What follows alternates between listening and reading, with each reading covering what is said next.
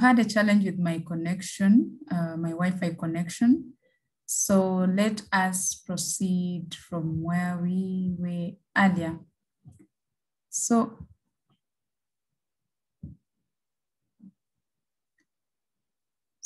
we had finished this slide, and allow me to go to the next slide. Projecting my screen. I hope you can all see my screen clearly. So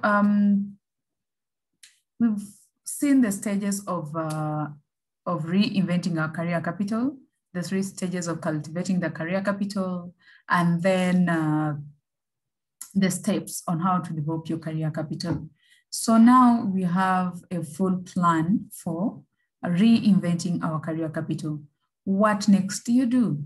So I'm sharing with you a few ideas that you can incorporate in your career plan to ensure that you grow your career capital in the right way. So number 1 is developing movement capital. Here you can encompass on your individual skills, the knowledge, the competences, as we've mentioned in the earlier slides, and your attitudes influencing your career mobility opportunities. So building your movement capital will eventually influence your likelihood of your career success. And then number 2, I'll talk about adaptability. This allows you to evolve and enables you or motivates you most of the time to adapt to your social capital and career identity, especially in new circumstances. And then when you look at networking itself, here I encourage you to attend events like these ones. There are some events that are organized by your organizations and other companies as well in your community. As long as you are learning, here I have to remind you that people buy people. People will get acquainted to you first before they'll want to purchase your product. So if they don't know you, some chances of purchasing your product will be less. But if they know you, purchasing whatever solution you offer or service or product will be higher. So ensure that you leverage on networking. And also continuous learning. So when it comes to continuous learning, you can either do this on job, through research, through innovation. Sometimes it's self-study, taking up a new certification, attending conferences like this one, getting expertise from either your mentors or your peers. The issue here is keeping up with the current trends. And also, let me speak about market research and market awareness. These ones, I combined the 2 because they are more the same. Here you have to continually pay attention to the updates in your areas of interest, and also everything that applies, for example, technology, national trade, maybe stock markets, anything that is in your area of interest. You have to ensure that you do more research and keep or stay aware of what is happening.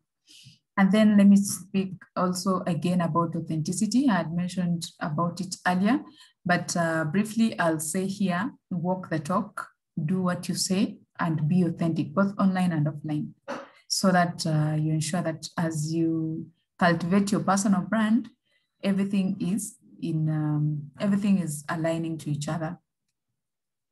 And lastly, I'll speak about career hygiene. Career hygiene is a very huge topic. However, I would like to mention that your profile should be in good standing. Ensure you keep reinventing your career capital so that it also elevates your reputation out there in the market. So let's go to the next slide. I'll also talk about attitude. It is said that always match your attitude with your aptitude for you to be able to have a successful career.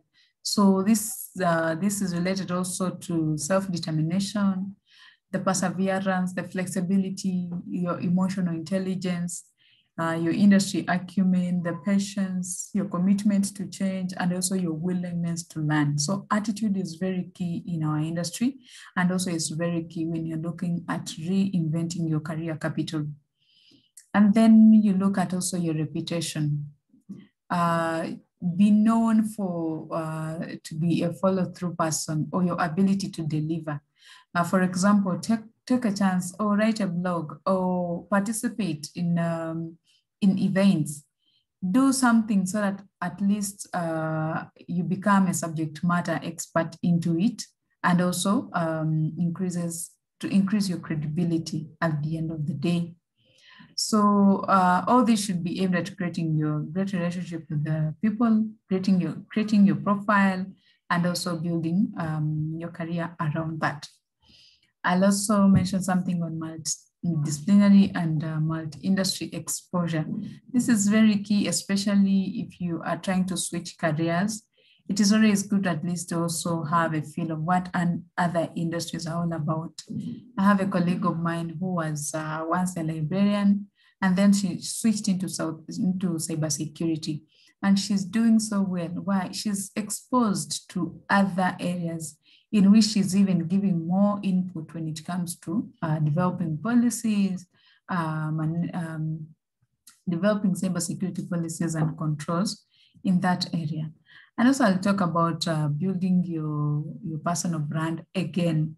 Why do I insist so much on personal brand? Because I've spoken almost all about it. It's because we live online, we operate online, everything is getting virtual and online. We are in a digital environment, and people will buy people.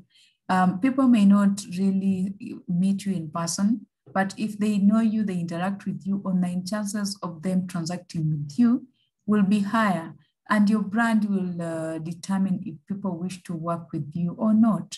So that's why I insist on building a great personal brand. And also bringing your A game. Yes, this sounds like like something, but here I mean master a skill, perfect that skill, so that if we mention your name, it is always related to what you do. We mention your name, it reflects exactly what you do, because you're the subject matter expert into what you are doing or offering. And then carry out a personal inventory, personal app inventory. Reinventing your personal app inventory, it is more of even carrying out a career capital inventory, you know. You're looking at your personal skills. You're trying to see which skills do I have that I don't need anymore, and then you drop them. Then which skills do I have to reinvent? If it's a new career that I'm getting into, which skill do I need to work on? Which competences do I need? What are my strengths? What are my weaknesses? This is what we are referring to as personal app inventory. And then I mentioned something about being an intrapreneur at the beginning of the session. So here you choose to be an intrapreneur. What do I mean? Because here not everyone is destined to be an entrepreneur. Not everyone will be a company owner. Not everyone will be owning their own businesses. But investing in yourself, reinventing your personal apps, building your personal brand, it is gonna position you into a position where you are the sought after subject matter expert. Not necessarily because you have a company, but you maybe in the organization, you're the person who is full of innovative ideas. You're the person whom they will reach out to monitor or supervise different projects, because you are mastering skills in there. You know, you're inventing, you're innovating skills within the organization. And then lastly, avoid being a bottleneck to your own career. This is what I'm leaving with you. Why am I saying this? Is that stop waiting for people to do something for you. You already have the skills. You already have the competences. You already have the networks. You already have, your runway has already been set. apply for jobs, seek out for opportunities, try them out. On some roles, you may find that you will not be 100% qualified, but have you tried it out? Because no one is going to wake up and say, you are the suitable candidate if you don't present yourself to them. So avoid being a bottleneck to your own career. Yes, you have the skills, but what are you doing next to ensure that those skills are put into use and you also get value out of your skills? So that's what I leave with you today.